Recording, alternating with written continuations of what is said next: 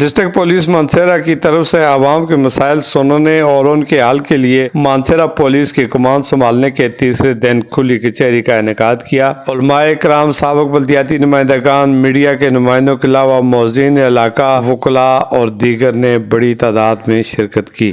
کھلی کچہری کا آغاز تلاوت کلام پاک سے ہوا۔ ڈسٹرکٹ پولیس آفیسر نے شرکاء سے خطاب کرتے ہوئے کہا کہ کھلی کچہری کا مقصد آپ کے مسائل سن کر ان کو فوری طور پر حل کرنا اور عوام کے مسائل بر وقت حل کرنا میری اولین ترجیح ہوگی۔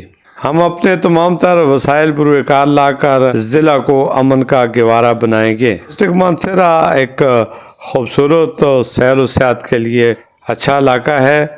باہر سے آنے والے لوگوں کو ایک میسج جانا چاہیے۔ انہوں نے منشیات کے مکمل طور پر خاتمے اور جرائم کے فوری کمی لانے کا احاطہ بھی کیا۔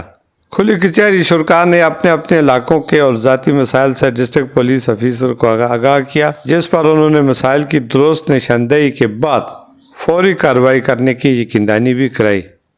انہوں نے کہا کہ منشیات فروشی جیسے ناسور کاروبار میں ملوث افراد کی نشاندہی کرنا آپ لوگوں کا فرض ہے۔ اپنے علاقے کو منشیات جیسے زہر سے بچانے کے لیے عوام الناس کا تعاون از حد ضروری ہے۔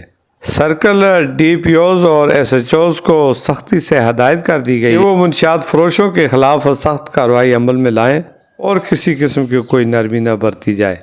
تھانے میں آنے والے سائلین کے ساتھ اچھے اخلاق اور اچھے رویے سے پیش آئیں، یہ ہمیں ہمارا اسلام بھی درس دیتا ہے۔ تمام سائلین کے مسائل کو ترجیحی بنیادوں پر حل کریں۔